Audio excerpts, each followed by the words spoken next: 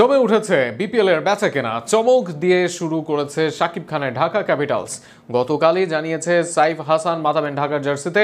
আজ ঘোষণা দিয়েছে তারা দলে ভিড়িয়েছে লোকাল বয় তাসকিনকে। এক ওপেনার ও এক পেজার শুরুতে কিনলেও দলটির নিলামে টার্গেট হবেন সাব্বির রহমানও। আরো শুনুন প্রতিবেদনা।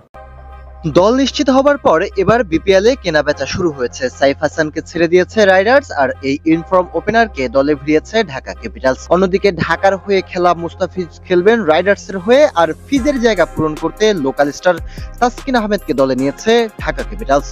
যদিও দর্শকদের কাছে এবার আলোচিত সাইনিং সাইফ হাসান। আগামী 19 ডিসেম্বর শুরু হতে যাওয়া বিপিএল 12তম আসরের আগে 17 নভেম্বর অনুষ্ঠিত হবে প্লেয়ার ড্রাফট। ঢাকা ক্যাপিটালসের সূত্র জানিয়েছে এবারের বিপিএল এ গভর্নিং কাউন্সিল দুজন ক্রিকেটারকে সরাসরি চুক্তিতে নেওয়ার অনুমতি দিয়েছে। সাইফ হাসান টেস্ট ক্রিকেটে অভিষেক করলেও বিশেষভাবে আলোচনায় এসেছেন টি-20 ফরম্যাটে।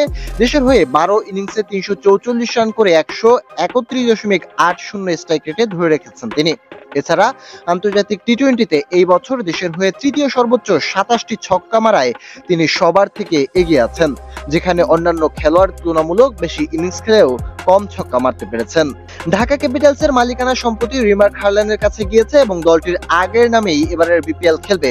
গতবারের তুলনায় এবার দলটির নতুন প্রেরণা নিয়ে তাসকিনের সঙ্গে আগের ছন্দ ধরে রাখতে চায়।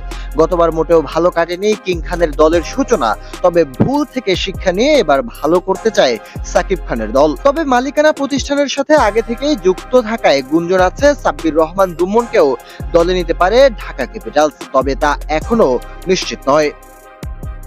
যা বাড়তি উন্মাদনা এনে দিয়েছে আরও একটি আসরে। এদিকে দলে এসে যেন চমকের বর্ষা সাজিয়েছেন শাকিব খান। বরাবরের মতো 6টি বা 7টি নয়, এবারের বিপিএল ইতিহাসের সবচেয়ে কম 5 দল নিয়ে মাঠে গড়াতে চলেছে টুর্নামেন্ট। দলের সংখ্যা কমে যাওয়ায় বাড়ছে প্রতিযোগিতা। এদিকে ড্রাফট অনুষ্ঠিত হবে আগামী 19 নভেম্বর। তবে এর আগে খেলোয়াড়দের দলে ফেরানোর জন্য উঠে পেরে লেগেছে ফ্র্যাঞ্চাইজিগুলো। তার মাঝে অন্যতম হচ্ছে ঢাকা ক্যাপিটালস। এই মুহূর্তে বাংলাদেশ দলের সবচেয়ে বড় ব্যাটিং তারকার নাম সাইফ হাসান, তার দিকে চোখ দেয় ফ্র্যাঞ্চাইজিটি। আর তাই তো ড্রাফটে তার নাম ওঠার আগেই তাকে স্কোয়াডে নেন শাকিব খানের দল। গত আসরে রংপুর রাইডার্সের জার্সিতে দুর্দান্ত পারফর্ম করেছিলেন সাইফ হাসান। 13 ম্যাচে 119 স্ট্রাইক রেটে করেছিলেন 306 রান, যা নজর কাড়ে সবার। তবে চলতি বছরের জাতীয় দলের হয়ে টি-20 ফরম্যাটে যেন দেখা গিয়েছে তার প্রকৃত রূপ। টেস্ট দিয়ে আন্তর্জাতিক ক্যারিয়ার শুরু করলেও সময়ের সঙ্গে ছোট্ট ফরম্যাটে নিজেকে সবচেয়ে বেশি প্রমাণ করেছেন এই ডানহাতি ব্যাটার।